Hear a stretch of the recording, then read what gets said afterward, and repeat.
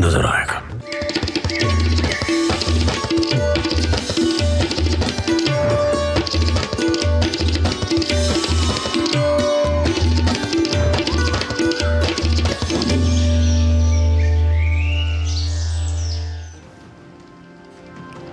नमस्कार, एक और नई सुबह की शुरुआत के साथ हम हाजिर हैं नए तेवर और नए कलेवर के साथ नया सवेरा के एक और खास अंक को लेकर। मैं हूं कृतिका और मेरे साथ है मेरी सहयोगी भावना। धन्यवाद कृतिका।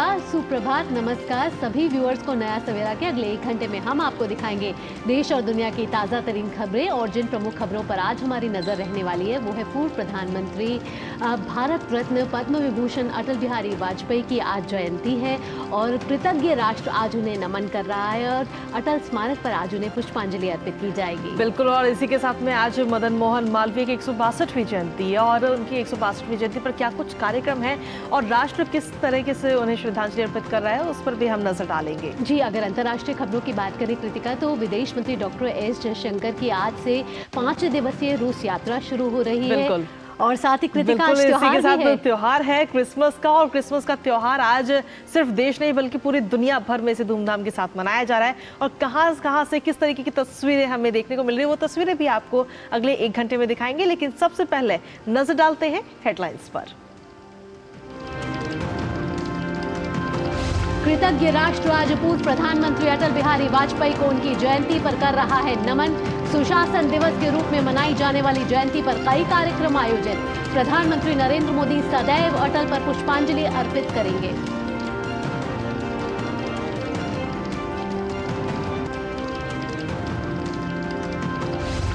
महामना पंडित मदन मोहन मालवीय की 162वीं जयंती पर आज विशेष कार्यक्रम में प्रधानमंत्री मोदी आज पंडित मदन मोहन मालवीय की संकलित रचनाओं के संकलन का करेंगे विमोचन। 11 खंडों की होगी प्रथम श्रृंखला।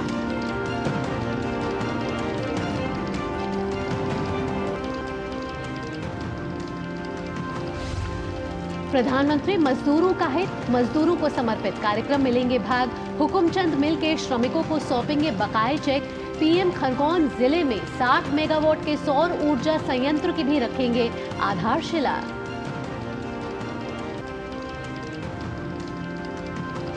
विदेश मंत्री डॉक्टर एस जयशंकर आज से रूस के 5 दिवसीय दौरे पर। दोनों देशों के बीच द्विपक्षीय संबंधों के विभिन्न पहलुओं पर होगी चर्चा।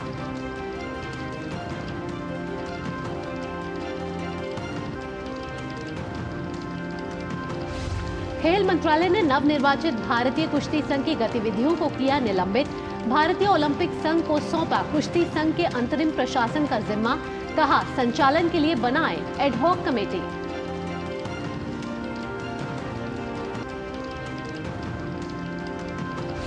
देश और दुनिया में क्रिसमस की धूम।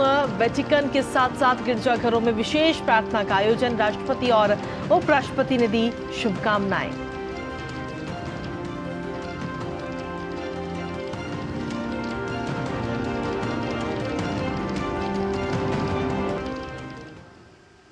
नया सवेरा की शुरुआत करते हैं और सबसे पहले देखते हैं देश भर की कुछ खास खबरें। और शुरुआत, कृतज्ञ राष्ट्र आज देश के पूर्व प्रधानमंत्री और भारत रत्न अटल बिहारी वाजपेयी को उनकी जयंती पर नमन कर रहा है। अटल जी की जयंती को आज देश भर में सुशासन दिवस के रूप में भी मनाया जा रहा है। वाजपेयी जी का जन्म 25 दिसंबर 1924 को मध्य प्रदेश के ग्वालियर में रहने वाले एक विनम्र स्कूल शिक्षक के परिवार में हुआ। अटल जी राजनीति के क्षेत्र में 4 दशकों तक सक्रिय रहे। पेश है हमारी ये खास रिपोर्ट। 25 दिसंबर 1924 को मध्य प्रदेश के ग्वालियर में जन्म हुआ था अटल बिहारी वाजपेयी का। अटल बिहारी वाजपेयी जैसा विशाल व्यक्तित्व उम्र के नंबरों से कहीं परे और विराट है। उनका राजनीतिक सफर 4 दशक से ज्यादा का रहा। नेतृत्व क्षमता ऐसी जिसमें भाजपा ने 2 लोकसभा सीटों से शुरुआत कर केंद्रीय सत्ता हासिल की। साल 1984 में भाजपा को लोकसभा में 2 सीट ही हासिल हुई थी, जिसमें अटल बिहारी वाजपेयी ग्वालियर सीट से खुद चुनाव हार गए थे। लेकिन साल 1999 में वाजपेयी के ही नेतृत्व में देश में एक गठबंधन सरकार बनी। वे पहले ऐसे गैर कांग्रेसी प्रधानमंत्री बने जिसने अपना कार्यकाल पूरा किया। उनकी सहज स्वीकार्यता इतनी थी कि विपक्षी भी उनके मुरीद थे। दुनिया का इतिहास पूछता रोम कहाँ यूनान कहाँ है, घर घर में शुभ अग्नि जलाता वह उन्नत ईरान कहाँ है, दीप बुझे पश्चिमी गगन के व्याप्त हुआ बरबर अंधियारा, किंतु चीर कर तमकी छाती चमका हिंदुस्तान हमारा। उन्होंने संसद के लिए पहली बार साल 1952 में चुनाव लड़ा और 2004 में आखिरी बार। अटल बिहारी वाजपेयी साल 1957 में पहली बार उत्तर प्रदेश के बलरामपुर लोकसभा सीट से निर्वाचित होकर संसद पहुंचे थे, जिसके बाद वे 5वीं, 6ठी और 7वीं लोकसभा, फिर उसके बाद 10वीं, 11वीं और 12वीं और उसके बाद 13वीं लोकसभा में चुनाव जीतकर संसद पहुंचे।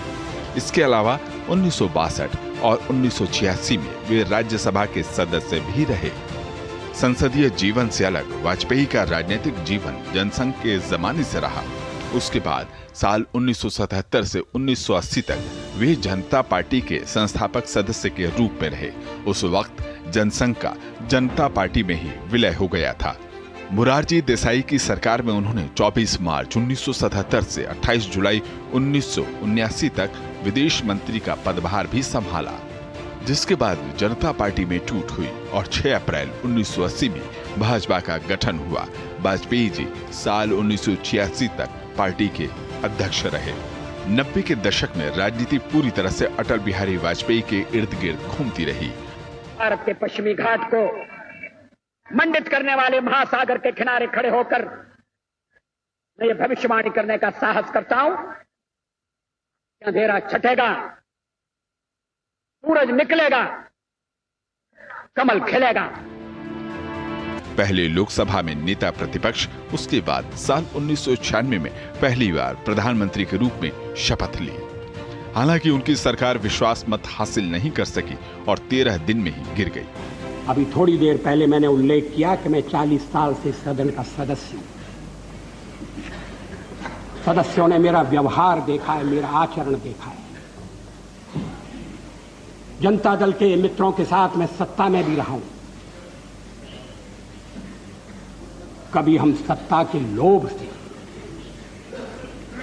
गलत काम करने के लिए तैयार हैं।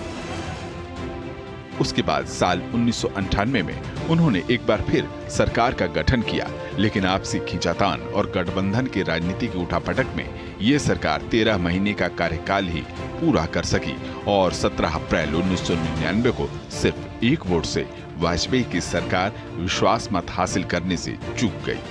वाजपेयी सरकार के पक्ष में 269 वोट मिले, जबकि विपक्ष में 270।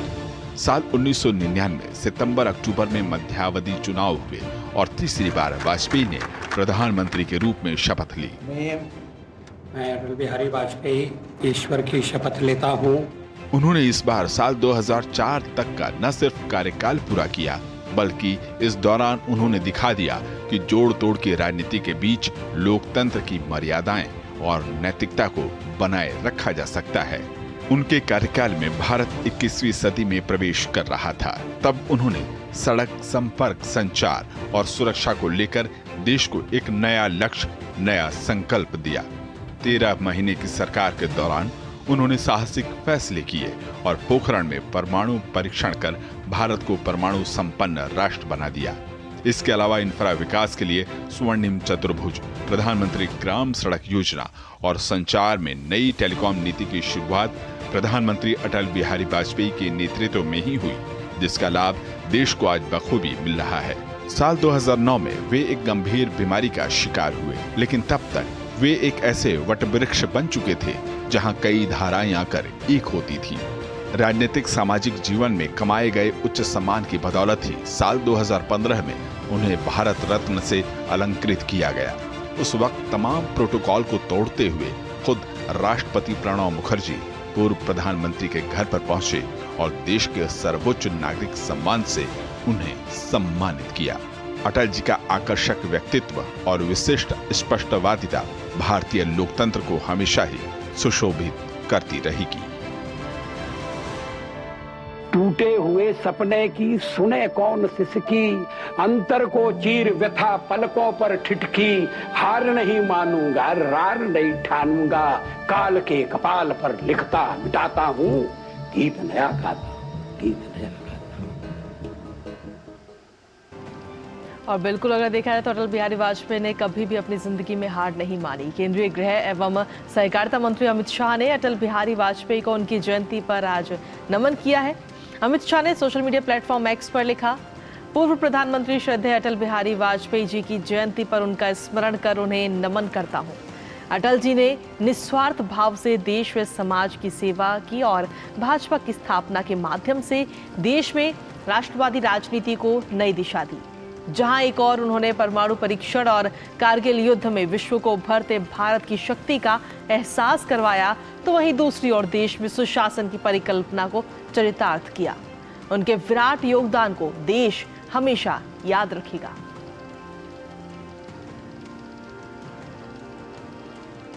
तो आज भारत के पूर्व प्रधानमंत्री अटल बिहारी वाजपेयी की जयंती है और हमारे साथ हमारे संवाददाता गिरीश निशाना भी जुड़ चुके हैं। गिरीश, सुप्रभात आपको। और जिस तरीके से हमने देखा कि अटल बिहारी वाजपेयी का अभी जो रिपोर्ट चली उसमें बिल्कुल साफ था, जहां अटल बिहारी वाजपेयी कहते हैं कि सरकारें आएंगी, सरकारें जाएंगी, लेकिन लोकतंत्र जो है वो हमेशा अमर रहना चाहिए। एक तेजस्वी, ओजस्वी, यशस्वी राजनेता थे, साथ ही साथ पत्रकार और एक प्रखर कवि भी थे। आज भी उनके विचार प्रासंगिक है हमारे लिए।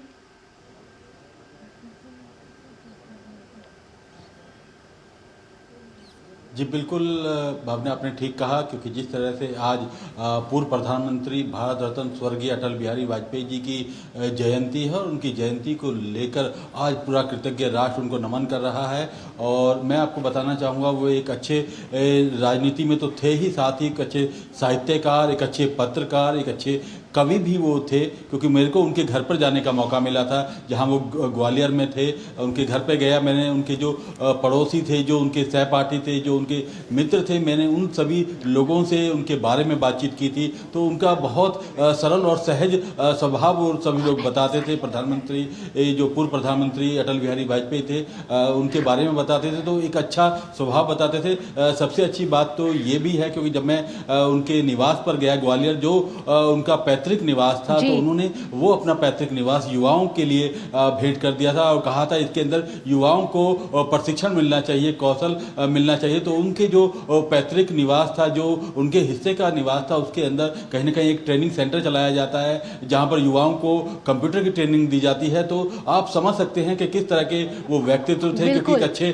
कवि थे और उनकी कविताएं दुनिया भर में मशहूर हैं। और मैं इस समय सदैव अटल पर खड़ा हुआ हूं, जहां पर उनकी कविताएं जो हैं वो सदैव अटल पर विशेष रूप से देखी भी जा सकती हैं। मेरे कैमरा सहयोगी ललित से कहूंगा कि वे कविताएं दिखाने का प्रयास करें, जहां पर देख सकते हैं कि किस तरह से कि आदमी को पहचान उसके धन या आसन से नहीं होती, उसके मन से होती है।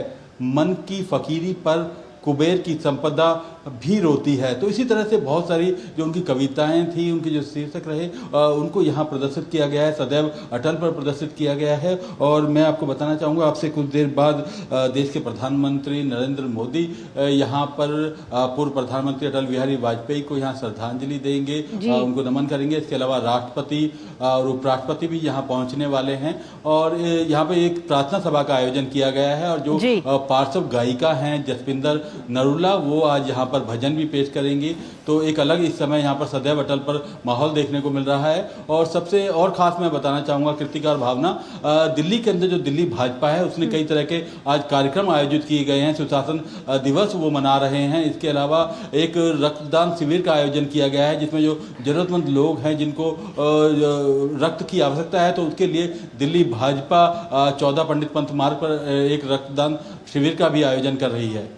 बिल्कुल गिरीश, बहुत बहुत धन्यवाद आपका इतनी महत्वपूर्ण जानकारी देने के लिए। तो कुछ ही समय में जो सदैव अटल पर है, वहाँ प्रधानमंत्री नरेंद्र मोदी से लेकर तमाम बड़े राजनेता जो हैं वो अटल बिहारी वाजपेयी को नमन करेंगे, श्रद्धांजलि अर्पित करेंगे। और कृतिका, मैं साथ ही आपको ये भी बताना चाहूँगी कि अटल बिहारी वाजपेयी हिंदी का भी बहुत प्रचार प्रसार करते थे और वो पहले ऐसे राजनेता थे जब UN में उन्होंने पहली बार जो है हिंदी में अपना वक्तव्य दिया था। तो अपने आप में अटल बिहारी वाजपेयी के राजनीतिक सफर को देखें, अगर कवि के क्षेत्र में भी देखें, तो अटल बिहारी वाजपेयी के जो आदर्श हैं वो आज भी हमारे लिए, हम सबके लिए जो है प्रासंगिक हैं और प्रेरणा देते हैं। फिलहाल यहाँ वक्त हो चला एक छोटे से ब्रेक का।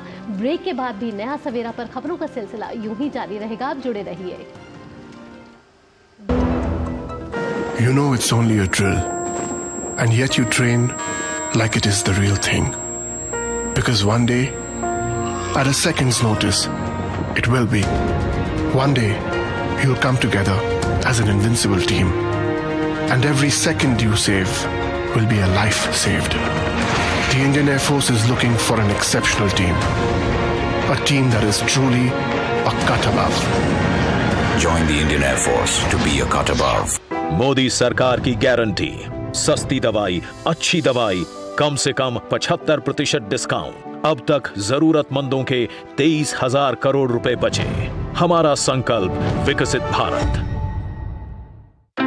रिटायरमेंट पे कोई सोचता ही नहीं है, सोचता कब है 50 की उम्र में आकर। और एक ऐसा तबका जो रिटायरमेंट के बारे में आज भी बिल्कुल नहीं सोचता, वो है औरतें। औरतें कमा के भी वनरेबल हैं, पैसा कमाती हैं, घर पे दे देती हैं और एक एक रुपए को मांगती हैं। सो एनपीएस एक इक्वालिटी ला रहा है कि भाई चाहे वो आदमी है, चाहे वो औरत है, चाहे वो ट्रांसजेंडर है, चाहे वो अदर जेंडर है, हम सब एक बराबर प्लेटफॉर्म पे हैं। अपने बेहतर कल को सुनिश्चित करने के लिए एनपीएस जरूरी है। और ब्रेक के बाद एक बार फिर से स्वागत है आप सभी का। बुलेटिन में बढ़ते हैं आगे और खबरों में आगे बढ़ते हुए बात करते हैं अब महामना पंडित मदन मोहन मालवीय की आज 162वीं जयंती के अवसर पर प्रधानमंत्री नरेंद्र मोदी आज शाम नई दिल्ली में आयोजित एक कार्यक्रम में पंडित मदन मोहन मालवीय की संकलित रचनाओं के 11 खंडों की प्रथम श्रृंखला का विमोचन करेंगे। प्रधानमंत्री इस अवसर पर उपस्थित गणमान्यजनों को संबोधित भी करेंगे। अमृतकाल में प्रधानमंत्री का ये दृष्टिकोण रहा है कि राष्ट्र की सेवा में अमूल्य योगदान देने वाले स्वतंत्रता सेनानियों को उचित सम्मान दिया जाए। पंडित मदन मोहन मालवीय की संकलित रचनाओं का विमोचन इसी दिशा में एक सराहनीय प्रयास है। अंग्रेजी और हिंदी द्विभाषी रचनाएं 11 खंडों में लगभग 4000 पृष्ठों में हैं, जो देश के हर कोने से एकत्रित किए गए पंडित मदन मोहन मालवीय के लेखों और भाषणों का संग्रह है। इन पुस्तकों का प्रकाशन सूचना एवं प्रसारण मंत्रालय के अधीनस्थ प्रकाशन प्रभाग द्वारा किया गया है।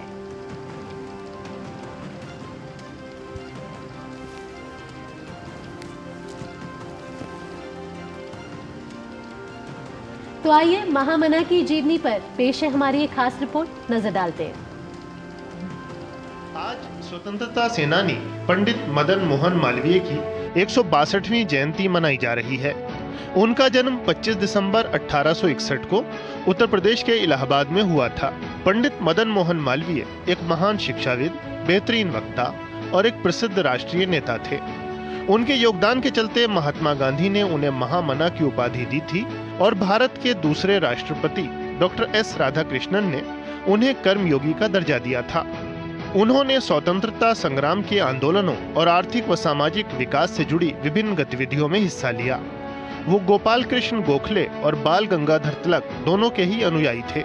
इसी वजह से उन्हें आजादी की लड़ाई के दौरान उदारवादी और राष्ट्रवादी दोनों विचारधाराओं का नेता माना जाता है। उन्होंने महात्मा गांधी के नमक सत्याग्रह और सविनय अवज्ञा आंदोलन में जमकर हिस्सा लिया। इन आंदोलनों में उनकी इसी सक्रियता की वजह से वो गिरफ्तार भी हुए। उन्हें 1909, 1918, 1932 और 1933 में कांग्रेस कमेटी का अध्यक्ष चुना गया। पंडित मदन मोहन मालवीय एक सफल समाज सुधारक और नीति निर्माता थे। उनको गिरमिटिया मजदूरी प्रथा को समाप्त करने में उनकी भूमिका के लिए भी याद किया जाता है। हरिद्वार के भीमगोड़ा में गंगा के प्रवाह को प्रभावित करने वाली ब्रिटिश सरकार की नीतियों के चलते उन्होंने 1905 में गंगा महासभा की स्थापना की।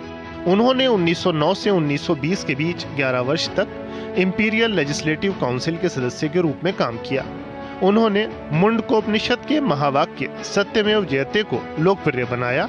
अब ये भारत का राष्ट्रीय आदर्श वाक्य है। उनके प्रयासों के चलते ही देवनागरी लिपि को ब्रिटिश भारतीय अदालतों में पेश किया गया। मदन मोहन मालवीय एक प्रख्यात वकील भी थे।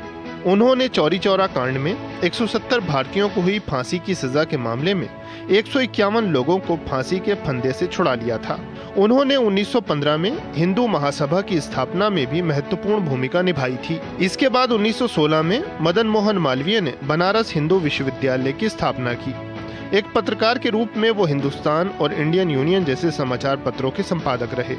उन्होंने अभ्युदय, मर्यादा और लीडर जैसी पत्र पत्रिकाओं की शुरुआत भी की। 12 नवंबर 1946 को 84 वर्ष की आयु में पंडित मदन मोहन मालवीय का निधन हो गया। 2014 में उन्हें देश के सर्वोच्च नागरिक सम्मान भारत रत्न से सम्मानित किया गया। 2016 में भारतीय रेलवे ने पंडित मदन मोहन मालवीय के सम्मान में वाराणसी नई दिल्ली महामना एक्सप्रेस की शुरुआत की। Bureau report, DD news. और वहीं केंद्रीय गृह एवं सहकारिता मंत्री अमित शाह ने पंडित मदन मोहन मालवीय को उनकी जयंती पर आज नमन किया है। अमित शाह ने सोशल मीडिया प्लेटफॉर्म एक्स पर लिखा, एक व्यक्ति अपना जीवन राष्ट्र, संस्कृति और युवाओं के बेहतर भविष्य के लिए कैसे समर्पित कर सकता है, इसका उत्कृष्ट उदाहरण पंडित मदन मोहन मालवीय जी हैं। मालवीय जी मानते थे कि युवाओं में राष्ट्रीयता के संस्कारों को सींचकर ही एक सबल राष्ट्र का निर्माण संभव है। देश की स्वतंत्रता और सशक्त शिक्षा व्यवस्था में उनके योगदान के कारण उन्हें महामना की उपाधि दी गई। भारत रत्न पंडित मदन मोहन मालवीय जी की जयंती पर उन्हें कोटिश वंदन।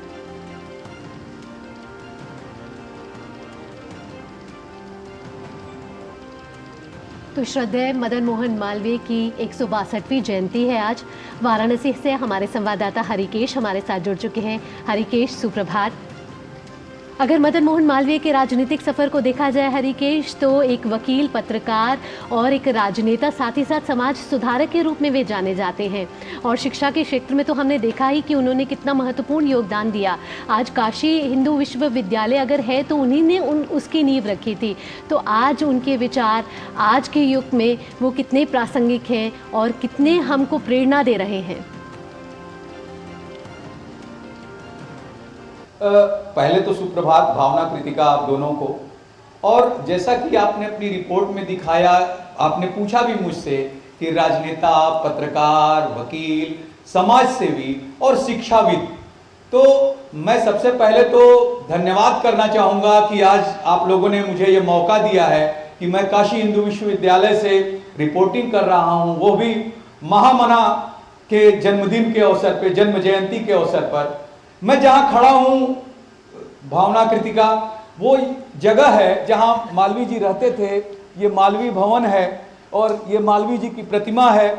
आप भी देख सकती हैं कि मेरे पीछे मैं यहाँ खड़ा हूं और लोग जो श्रद्धा रखते हैं वो लगातार जा रहे हैं, उनको पुष्प अर्पित कर रहे हैं, पूजा कर रहे हैं। कुछ लोग तो अभी गए जब से मैं खड़ा हूं मेरे सामने। सबसे बड़ी बात कि जो शिक्षाविद के तौर पे, चूंकि जो भी मानस पुत्र हैं महामना के, जिन लोगों ने काशी हिंदू विश्वविद्यालय से शिक्षा ली है, उन लोग चाहे विश्व के किसी भी कोने में हो, वो अपने इस महामना का जन्मदिन मनाते हैं। और आज के दिन चूंकि इस मालवीय भवन में एक पुष्प प्रदर्शनी का आयोजन होता है, जो पुष्प का स्वरूप है, वो जो मानस पुत्र हैं उनके उन्हीं की तरह का है कि हर अलग अलग जगहों का फूल होता है, अलग अलग प्रकृति का होता है और इस पुष्प प्रदर्शनी में आयोजन किया जाता है। इसके अलावा मैं आपको बताऊं कि जो महामना की छटा है ये काशी हिंदू विश्वविद्यालय में जो उन्होंने बनाई, इनके मानस पुत्र पूरे देश में हैं, अलग अलग जगहों पर उच्च पदों पर हैं। और एक मालवीय भवन भी बना है दिल्ली में ही। और इस सरकार ने जो, जैसा आपने दिखाया कि 2014 में भारत रत्न की उपाधि दी उनको, और अभी जो काशी में ही काशी तमिल संगमम चल रहा है, ये जो यहाँ के सांसद हैं, देश के प्रधानमंत्री हैं, इसी तरह के जो भारत रत्न, राष्ट्र रत्न हैं, जिनकी सोच थी देश को एक सूत्र में पिरोना, एक सूत्र में जोड़ना, उनमें ही महामना भी थे, जिन्होंने उत्तर से दक्षिण तक को जोड़ने के लिए, ठीक, संस्कृति को, जो हमारे सद्भाव हैं, जो हमारी परंपरा है, उनको निखारने के लिए, उनको युवाओं में लाने के लिए, ठीक, जो एक काशी हिंदू विश्वविद्यालय का निर्माण किया। और सबसे बड़ी बात मैं भावना, कृतिका, आपको बताऊं कि इस काशी हिंदू विश्वविद्यालय का जब निर्माण कर रहे थे महामना, तो उन्होंने देश के जो भी समर्थशाली लोग थे, जिस क्षेत्र में समर्थ रखते थे, उनसे मदद ली। जो राजे रजवाड़े थे, जो उद्योगपति थे, उनसे उन्होंने धन दिया। बहुत बहुत शुक्रिया हरिकेश विश्वविद्यालय के निर्माण के लिए। बहुत बहुत शुक्रिया हरिकेश, इतनी महत्वपूर्ण जानकारी देने के लिए। तो नजर बनाए रखें, आज मदन मोहन मालवीय की 162वीं जयंती है, कई कार्यक्रम आयोजित किए जाएंगे। और कृतिका, जिस तरीके से प्रधानमंत्री भी आज उनकी रचनाओं का जो एक 11 खंडों की रचनाएं हैं उनका भी जो संकलन है वो प्रकाशित होने वाला है। तो जो मदन मोहन मालवीय के लेख और भाषण थे वो आज जो है हम सबको देखने को मिलेंगे, पढ़ने को मिलेंगे। और यहाँ ब्रेक ले लेते हैं कृतिका। बिल्कुल, और ब्रेक के बाद में और भी तमाम खबरें।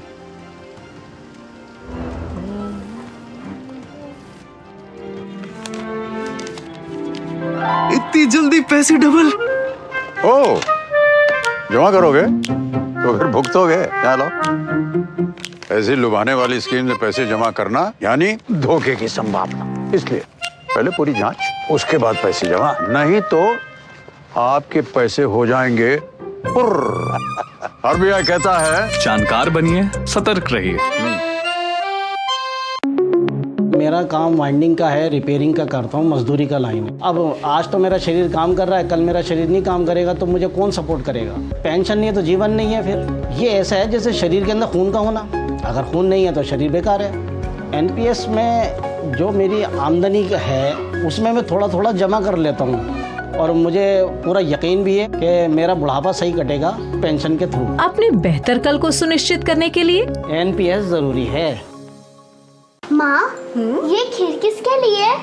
आज तेरे दादाजी का जन्मदिन है, उनके लिए। तो मैं दादाजी को क्या दूँ? अपना मोबाइल फोन देना। ये क्या कर रही है? दादाजी के लिए आयुष्मान कार्ड बना रही हूँ। घर बैठे? हाँ। आयुष्मान ऐप पर जाकर अपना या परिवार के सदस्य का नाम लाभार्थी सूची में ढूंढें, आधार, ओटीपी या फेस ऑथ द्वारा ऑथेंटिकेट करें, डिटेल्स भरें, अब मोबाइल से फोटो खींचकर अपलोड करें। दादाजी, ये लीजिए अपना आयुष्मान कार्ड। ये उपहार तो जीवन भर काम आएगा। और एक प्रकार से पीएम जय अब गरीबों की जय बन गई है। 5 लाख तक के मुफ्त उपचार की गारंटी, स्वास्थ्य का वरदान आयुष्मान। ब्रेक के बाद नया सवेरा में एक बार फिर आपका स्वागत। कारवां बढ़ाते हैं खबरों का। प्रधानमंत्री नरेंद्र मोदी आज मजदूरों का हित, मजदूरों को समर्पित कार्यक्रम में भाग लेंगे और वीडियो कॉन्फ्रेंसिंग के माध्यम से हुकुमचंद मिल इंदौर के श्रमिकों के बकाये से संबंधित लगभग 224 करोड़ रुपए का चेक हुकुमचंद मिल के आधिकारिक परिसमायक पक्ष और श्रमिक संघ के प्रमुखों को सौंपेंगे। यह कार्यक्रम हुकुमचंद मिल श्रमिकों की लंबित मांगों के समाधान का प्रतीक होगा।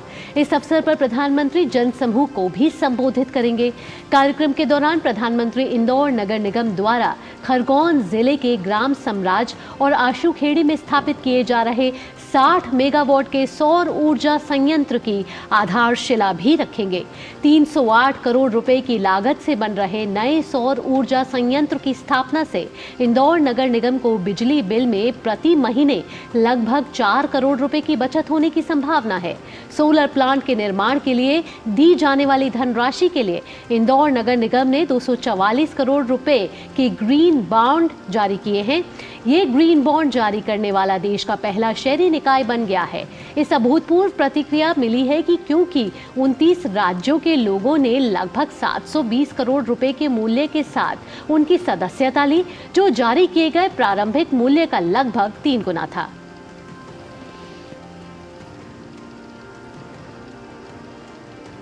और चलिए खबरों में आगे बढ़ते हैं, बात करते हैं अब मध्य प्रदेश की, जहां नई सरकार के मंत्रिमंडल का विस्तार आज होने जा रहा है। आज दोपहर करीब 3:30 बजे नए मंत्रियों का ऐलान हो जाएगा। मंत्रिमंडल में 18 मंत्री शपथ ले सकते हैं। वहीं गौरतलब है कि रविवार को मुख्यमंत्री मोहन यादव दिल्ली में मौजूद थे और उन्होंने पार्टी अध्यक्ष जेपी नड्डा से मुलाकात की थी। और इसी पर ताज़ा अपडेट ले लेते हैं। भोपाल से श्रेयस द्विवेदी इस वक्त हमारे साथ जुड़े। श्रेयस, सबसे पहले तो सुप्रभात आपको। और जिस चीज़ का हम लोग इंतजार कर रहे थे कि आखिर मंत्रिमंडल में कौन कौन से चेहरे होंगे, ये आज लगभग सामने आ जाएगा, लेकिन क्या अभी, क्योंकि उसके लिए हमें इंतजार करना पड़ेगा 3:30 बजे का, क्या आपके पास में अभी तक कुछ ऐसी जानकारी मिल पाई है कि आखिर कौन कौन विधायक आज शपथ ले सकते हैं मंत्रिमंडल में? जी सुप्रभात कृतिका। देखिए, सबसे पहले तो आपको बता दूं कि लगातार जो है 3 मुख्यमंत्री का जो लगातार 3 बार का दौरा था दिल्ली का, उसके बाद जो है ये फाइनली तय हो पाया कि जो है सोमवार को यानी आज जो है मंत्रिमंडल का गठन होगा मध्य प्रदेश में। देखिए आपको बताऊं, अगर नाम की चर्चा की जाए तो इसमें ज्योतिरादित्य सिंधिया के जो कुछ खास करीबी लोग हैं, जो खास विधायक चुन के आए हैं, उनका नाम जो है सबसे आगे चल रहा है। और अगर हम बात करें जो केंद्र से ले आए हुए, चाहे केंद्रीय गृह मंत्री की बात करें, चाहे सांसदों की बात करें, तो कहीं ना कहीं उनका भी नाम चल रहा है। जैसे अगर हम रीति पाठक की बात करें, प्रहलाद सिंह पटेल की बात करें, कैलाश विजयवर्गीय जो इस समय राष्ट्रीय महासचिव हैं भाजपा के, उनकी बात करें, तो इन लोगों का नाम जो है वो काफी इस समय आगे चल रहा है। लेकिन देखने की बात यह है कि अभी औपचारिक तौर पर यह सूची जो है अभी सामने नहीं आई है। हालांकि अभी कयास लगाए जा रहे हैं कि इन लोगों का जो है नाम संभवतः अभी मंत्रिमंडल में जो गठन होगा उसमें आना चाहिए। कृतिका, साथ ही मैं आपसे पूछना चाहूंगी कि जिस तरीके से लोकसभा का चुनाव भी है वो भी पास है और कुछ क्षेत्रीय समीकरण पे बिठाए गए होंगे, इसी के बाद जो है आज जो है मंत्रिमंडल का विस्तार होने जा रहा है। जी बिल्कुल, देखिए कृतिका, जो इस बार का मंत्रिमंडल में नाम होगा वो इस बार जो है जातीय और क्षेत्रीय समीकरण को देखते हुए होगा। और साथ साथ आपको बता दूं कि ये भी संभवतः हो सकता है कि जो शिवराज सिंह चौहान के समय में मंत्री रह चुके हैं, शायद इस बार उनको उतनी तवज्जो ना दी जाए, क्योंकि इस बार युवा चेहरों को जो है सामने लाने की पूरी कोशिश की जा रही है सरकार की तरफ से। और साथ ही साथ जो केंद्रीय नेतृत्व है उसका भी चूंकि 3 बार की कंटिन्यू मुख्यमंत्री के साथ दिल्ली में केंद्रीय नेतृत्व के साथ बैठक हुई थी, तो उसमें ये सब चर्चाएं की जा रही थी कि इस बार जो है युवा जो चेहरे होंगे उनको जो तवज्जो देने की बात कही गई। और साथ ही साथ आपको ये भी बता दूं कि लोकसभा क्योंकि चुनाव देखिए नजदीक है, इसी वजह से ये कारण भी रहा कि मुख्यमंत्री 13 दिसंबर को शपथ लेते हैं और उसके जस्ट 12 दिन बाद, 12 दिन बाद का मतलब कि ये लंबा समय है। अगर हम अन्य राज्यों की तुलना में देखें तो अगर हम यूपी की भी बात करें तो यूपी में जब मुख्यमंत्री योगी आदित्यनाथ ने शपथ लिया था तो उन्हीं के साथ ही सारे मंत्रियों ने शपथ लिया। लेकिन लोकसभा के दृष्टिकोण से इस बार इतना समय लगा जो है मंत्रिमंडल का गठन होने में, तो कहीं ना कहीं ये बहुत महत्वपूर्ण है कि आगामी 4 से 5 महीने में जो है लोकसभा का चुनाव है और इस बार जो है जातीय और क्षेत्रीय समीकरण को देखते हुए मंत्रियों का चयन किया जाएगा। बहुत बहुत धन्यवाद आपका इतनी महत्वपूर्ण जानकारी देने के लिए। तो 18 जो मंत्री हैं आज मध्य प्रदेश की नई सरकार में वो शामिल हो जाएंगे और मंत्रिमंडल का विस्तार हो जाएगा। दोपहर 3:30 बजे का समय दिया गया है जब ये मंत्रिमंडल का विस्तार हो सकता है और शपथ ग्रहण समारोह हो सकता है। बढ़ते हैं अब अगली खबर की ओर। बिल्कुल, और अगली खबर का रुख कर लेते हैं जहां विदेश मंत्री एस जयशंकर विभिन्न द्विपक्षीय और वैश्विक मुद्दों पर चर्चा करने के लिए आज रूस के 5 दिवसीय यात्रा पर रवाना होंगी।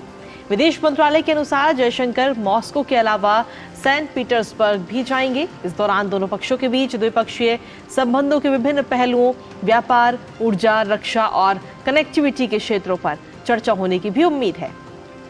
विदेश मंत्री आर्थिक संबंधों से संबंधित मामलों पर चर्चा करने के लिए रूस के उप प्रधानमंत्री और उद्योग और व्यापार मंत्री डेनिस मंतुरेव से मुलाकात करेंगे। इसके अलावा वह अपने रूसी समकक्ष सर्गेई लावरोव से द्विपक्षीय, बहुपक्षीय और अंतर्राष्ट्रीय मुद्दों पर बातचीत करेंगे।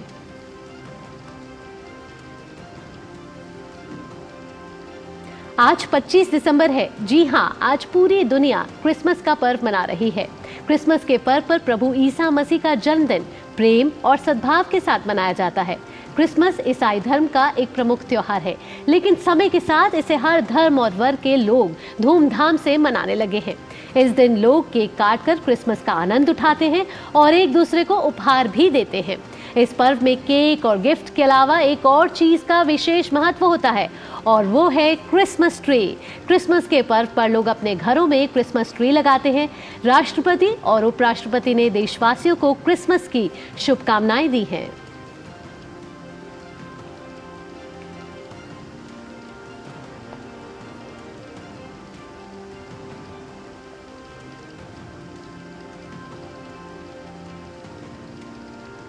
और आज दुनिया भर में क्रिसमस का त्योहार धूमधाम से मनाया जा रहा है और वहीं क्रिसमस की पूर्व संध्या पर पोप फ्रांसिस ने गजा में चल रहे संघर्ष को लेकर अफसोस भी जताया है। उन्होंने कहा कि यीशु ने शांति का संदेश इसी सरजमीन से दिया था और आज युद्ध के निरर्थक तर्क के कारण ये संदेश दम तोड़ रहा है। पॉप फ्रांसिस ने वेटिकन सिटी में क्रिसमस ईव मास की अध्यक्षता की और अपने उपदेश में पवित्र भूमि पर चल रहे संघर्ष के बारे में भी बात की। उन्होंने कहा कि आज रात हमारा दिल बेथलहम में है, जहां शांति की जरूरत है। पॉप फ्रांसिस ने कहा कि क्रिसमस का असली संदेश शांति और प्रेम है। उन्होंने लोगों से आग्रह किया कि वो सांसारिक सफलता और उपभोक्तावाद से ग्रस्त ना हो।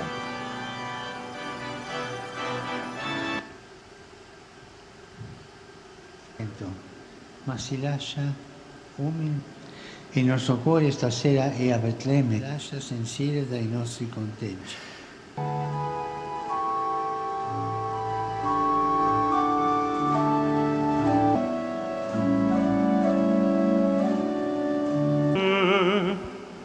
Seculo decem anno circiter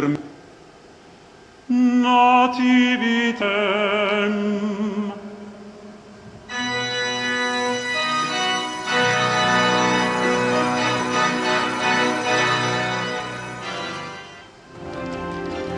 और इसी जगमगाहट, इसी रोशनी के साथ फिलहाल रुक रहे एक छोटे से ब्रेक के लिए। ब्रेक के बाद खबरें और भी होंगी और हमारा खास सेगमेंट होगा अखबारों की सुर्खियां। आप जुड़े रहिए लगातार नया सवेरा के साथ। मेरे पास ऑलमोस्ट सभी तरीके के कस्टमर्स आते हैं जो छोटा कारोबार करते हैं, दुकान वाले हैं, हाउसवाइफ्स हैं। तो वो लोग समझते हैं इस चीज़ को कि आज वो वर्किंग हैं, कल को जब वो वर्किंग नहीं रहेंगे तो उस कंडीशन पे उनका क्या होगा। तो इसीलिए रिटायरमेंट प्लान हमें पहले से ही लेना चाहिए कि हम अपने ओल्ड एज पर आकर उस रिटायरमेंट प्लान का फ़ायदा उठा सकें। अपने बेहतर कल को सुनिश्चित करने के लिए एनपीएस ज़रूरी है।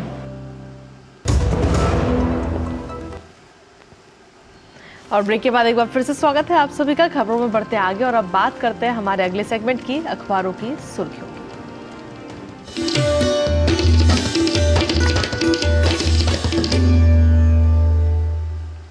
और इस खास सेगमेंट को लेकर हमारी सहयोगी डीडी न्यूज रूम से हमारे साथ जुड़ चुकी है संध्या शर्मा। संध्या, सुप्रभात, क्रिसमस की आपको शुभकामनाएं। और आज जो अखबारों में प्रमुख खबरें छपी हैं उसके बारे में हमारे दर्शकों को बताएं। सुप्रभात भावना और कृतिका। अखबारों की सुर्खियों के हमारे इस खास सेगमेंट की शुरुआत कर लेते हैं रक्षा आत्मनिर्भरता के उद्देश्य को पूरा करती इस खबर के साथ। दरअसल सतह से सतह पर मारक करने वाली ब्रह्मोस मिसाइल से लैस आईएनएस इम्फाल को कल भारतीय नौसेना में शामिल कर लिया जाएगा। ये एक बेहद ही अच्छी और रक्षा क्षेत्र में सकारात्मक खबर है जो आज सभी अखबारों ने प्रमुखता के साथ लिया है और बताया है कि इससे भारत की जो समुद्री ताकत है वो और मजबूत होगी। आपको बता दें कि हिंद महासागर में चीन की बढ़ती घुसपैठ के बीच इससे भारत की समुद्री क्षमता को बढ़ावा मिलेगा और क्या कुछ इसमें खासियत होगी, इसको लेकर के आज सभी अखबारों ने इस खबर को प्रमुखता के साथ लिया है। अगली खबर की बात करें तो ये अर्थ जागरण पेज पर दैनिक जागरण अखबार ने लिया। इसके अलावा बाकी अखबारों ने भी अपने आर्थिक पेज पर इस खबर को बताया और बताया है कि अगले वर्ष रफ्तार पकड़ सकती है ईवी क्रांति।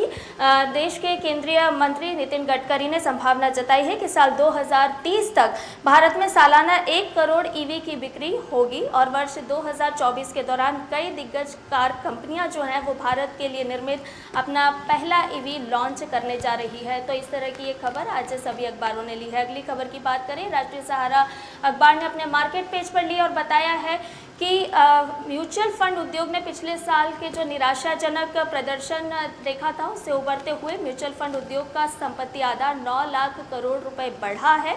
साल 2023 में एक बार फिर ये उद्योग पटरी पर लौटा है और अगले साल भी यही रफ्तार बनी रहने की उम्मीद जताई जा रही है। चलते चलते बात कर लेते हैं जनसत्ता अखबार के देश पेज पर ली गई खबर के साथ और इस खबर में ये बताया गया है कि तय गति सीमा वाले मार्ग पर तेज रफ्तार वाहन दौड़ाने वालों पर जुर्माना जो है वो 2 गुना होगा। दरअसल केंद्रीय सड़क परिवहन मंत्रालय ने ये स्पष्ट आदेश दिया है। एक रिपोर्ट के मुताबिक देश में जो 12% सड़क हादसे बढ़े हैं उसको कम करने के लिए इस तरह से जो जुर्माने का प्रावधान बढ़ाया गया है ताकि सड़क हादसे जो है उसमें कमी आ सके। और ये बताया अखबार ने कि उत्तर प्रदेश और मध्य प्रदेश में आवारा पशुओं की वजह से हादसों में इजाफा हुआ है। तो इस खबर को आज प्रमुखता के साथ जनसत्ता अखबार ने अपने देश पेज पर लिया है। ये आज के अखबारों की वो प्रमुख और अहम खबरें हैं।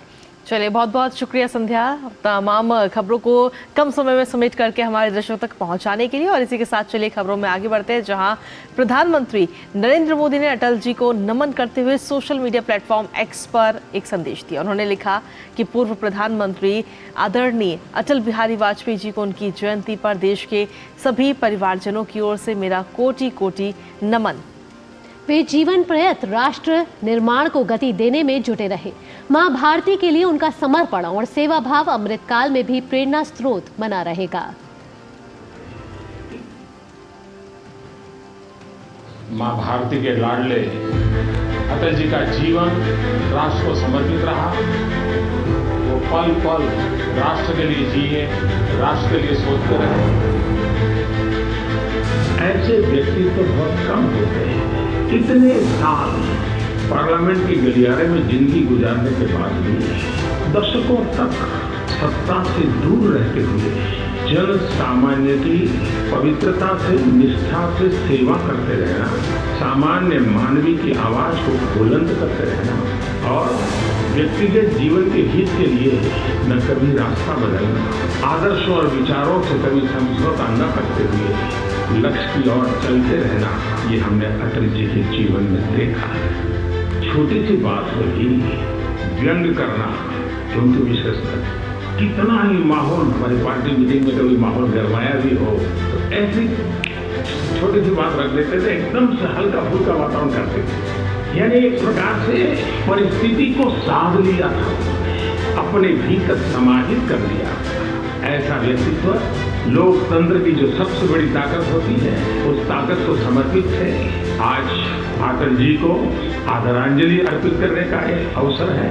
मैं आदरणीय अटल जी को आदरांजलि देता हूँ। तो ये तो थी प्रधानमंत्री नरेंद्र मोदी की आदरांजलि अटल बिहारी वाजपेयी जी के लिए। अटल बिहारी वाजपेयी जी की आज जन्म जयंती है, जहां कृतज्ञ राष्ट्र आज अटल बिहारी वाजपेयी जी को नमन कर रहा है। और आइए बढ़ते हैं नया सवेरा पे और देखते हैं दुनिया भर की कुछ खास खबरें।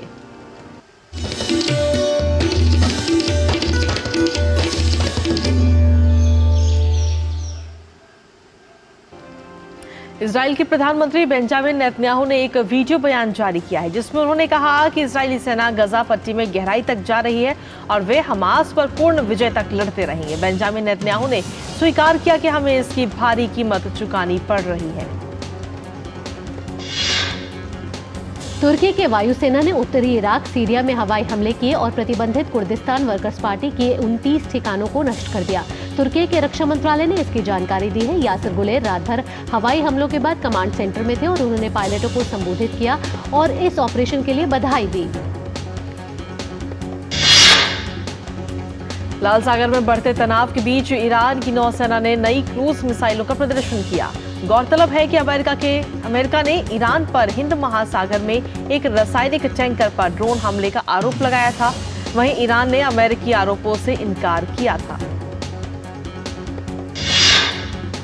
पाकिस्तान के पश्चिमोत्तर प्रांत खैबर पख्तूनख्वा के एबटाबाद जिले के एक घर में दर्दनाक हादसा हुआ है। एक घर में आग लगने के बाद एक ही परिवार के 9 लोगों की जलकर मौत हो गई है। मेक्सिको से अमेरिका की ओर जाने वाले प्रवासियों के कारवां जारी है। संयुक्त राष्ट्र के अनुसार हिंसा, आर्थिक संकट और जलवायु परिवर्तन के नकारात्मक प्रभावों से बचने के उद्देश्य से प्रवासी मेक्सिको के रास्ते अमेरिका जा रहे हैं। कोलंबिया और मध्य अमेरिका में फैले खतरनाक डेरियन गैप को पार करने वालों की संख्या इस साल 5 लाख से ज्यादा हो गई है, जो पिछले साल के रिकॉर्ड से 2 गुनी है। और आइए अब नजर डालते हैं कारोबार जगत की खबरों को फटाफट अंदाज में।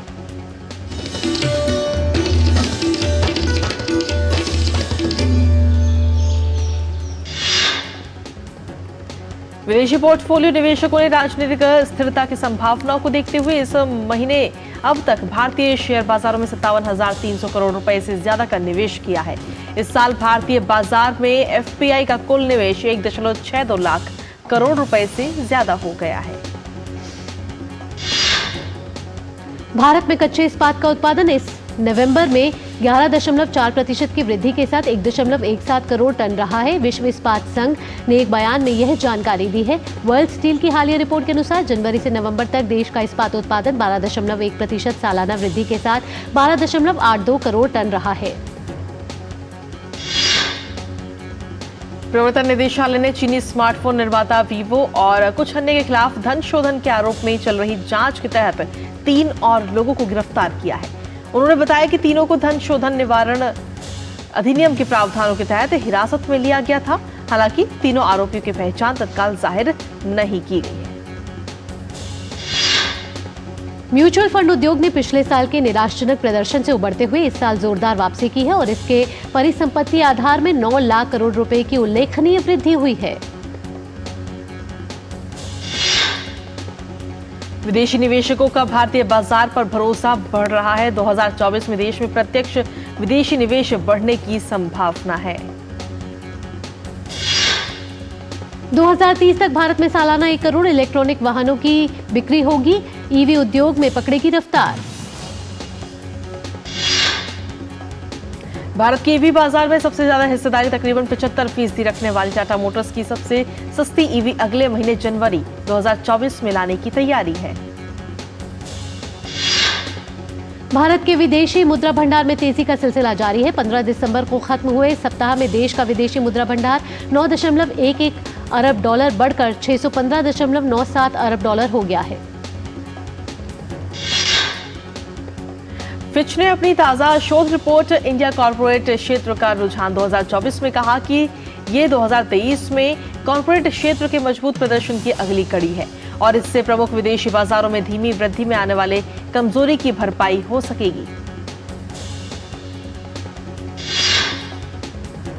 चलिए कारोबार जगत के बाद अब खबरें खेल जगत से।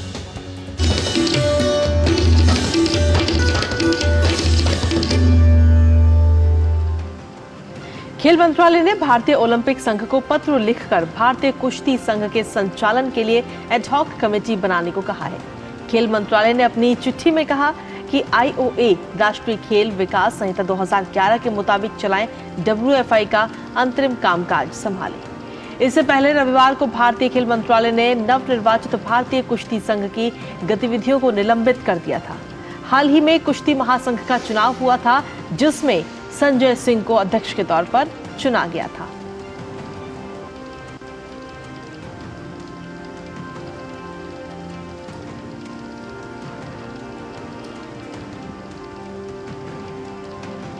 और अब खबरें फिल्म और ग्लैमर जगत से फटाफट अंदाज में।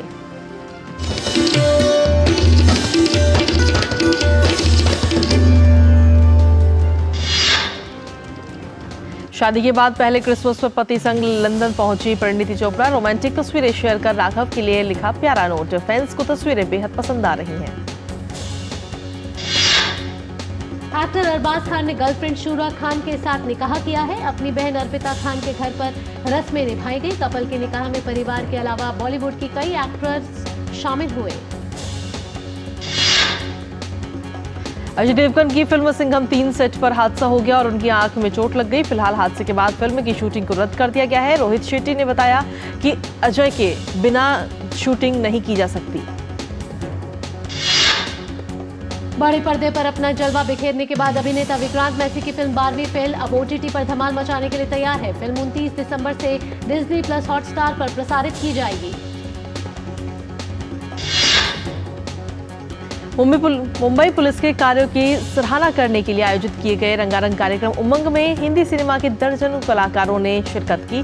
कार्यक्रम में शाहरुख खान ने झूमे जो पठान गीत पर शानदार प्रस्तुति दी। प्रभास की फिल्म सालार को दर्शकों से सकारात्मक प्रतिक्रिया मिल रही है। रिलीजिंग के महज 2 दिन के भीतर ही सालार ने भारतीय बॉक्स ऑफिस पर 148 करोड़ रुपए की शानदार कमाई की है। काफी इंतजार के बाद फिल्म एनिमल को बांग्लादेश में भी रिलीज कर दिया गया है। हालांकि इसे वहां महज 3 घंटे रन टाइम के साथ ही रिलीज किया गया है। फिल्म निर्माताओं ने बांग्लादेश सेंसर बोर्ड के आपत्ति के बाद फिल्म से लगभग 27 मिनट के ऑब्जेक्शनेबल कंटेंट को हटा दिया था।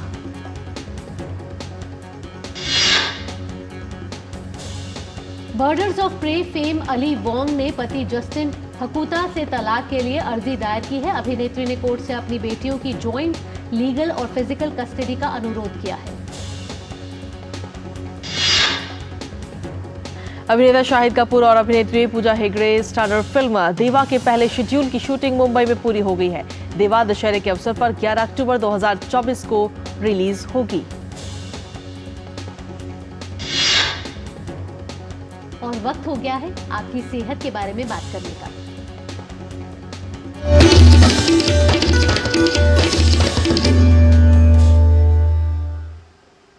जो लोग ज्यादा बैठना पसंद करते हैं या जिन्हें दफ्तर में घंटों तक बैठने का काम पड़ता है, उनमें वजन बढ़ने की संभावना होती है। साथ ही मोटापे, हृदय रोग और मधुमेह जैसी बीमारियों का खतरा भी बढ़ जाता है।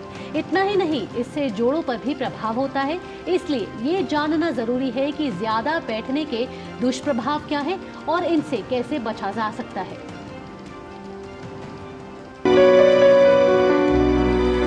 आजकल अधिकतर ऑफिस में काम लैपटॉप और कंप्यूटर पर ही होता है। यही वजह है कि लोग कई घंटों तक लगातार एक ही अवस्था में बैठे रहते हैं। साथ ही बैठने का तरीका भी ठीक नहीं होता, जो समस्या का कारण बन सकता है। कई घंटों तक लगातार बैठ के काम करना न सिर्फ सक्रियता में कमी का कारण बनता है, बल्कि कई सारी स्वास्थ्य समस्याओं के लिए भी जिम्मेदार है। अगर हम अपना पोस्चर यानी कि बैठने का ढंग, लेटने का ढंग, खड़े होने का ढंग, काम करने का ढंग ठीक ना रखें तो उससे भी कई सारे दुष्परिणाम हो सकते हैं हमारे स्वास्थ्य पे। कमर का दर्द हो सकता है, कुछ जोड़ों में उम्र के बदलाव जल्दी हो सकते हैं, पोस्चर भी खराब हो सकता है, पोस्चरल डिफॉर्मिटीज हो सकती हैं। अधिक देर तक बैठे रहने के कई प्रभाव हो सकते हैं। व्यक्ति को पूरा दिन थकान महसूस होती है, वजन बढ़ने लगता है, पोस्चर इम्बैलेंस यानी पोस्चर का बिगड़ जाना, जीवन की अवधि कम होना, स्फूर्ति में कमी, सुस्ती बने रहना और पेट के आसपास चर्बी बढ़ जाना, ये सभी देर तक बैठे रहने के परिणाम हो सकते हैं। इसके अलावा गर्दन दर्द और पीठ दर्द जैसी समस्याएं अक्सर परेशान करती हैं, लेकिन हम कभी ये नहीं सोचते कि इसका कारण अधिक देर और लंबे समय तक बैठे रहना हो सकता है।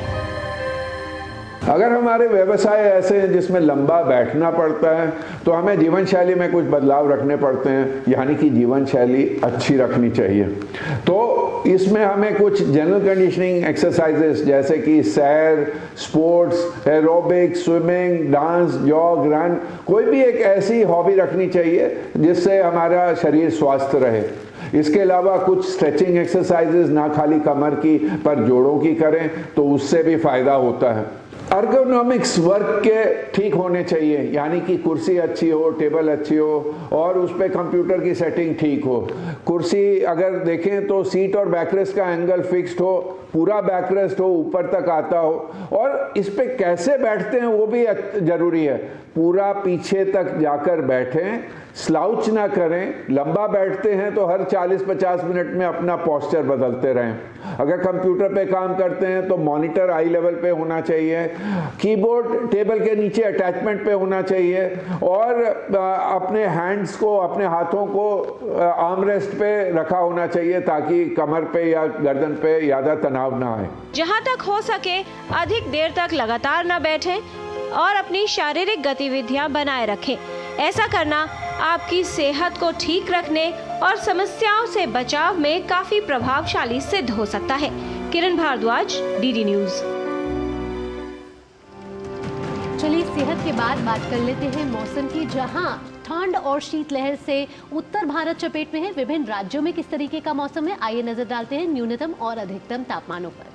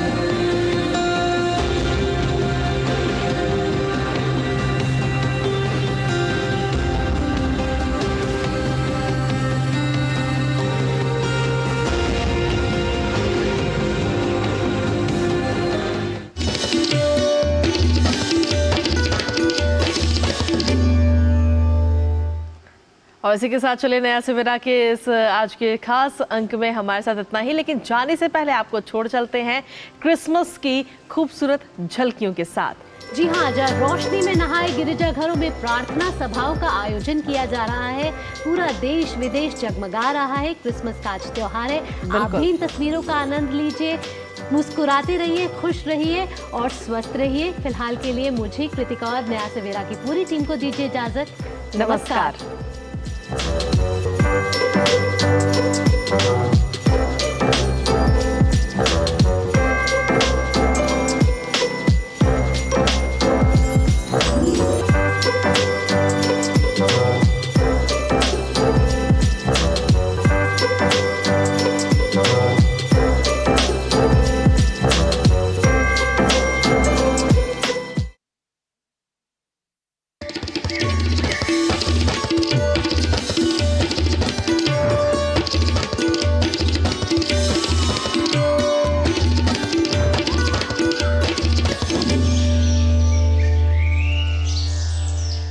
नया सवेरा के प्रायोजक थे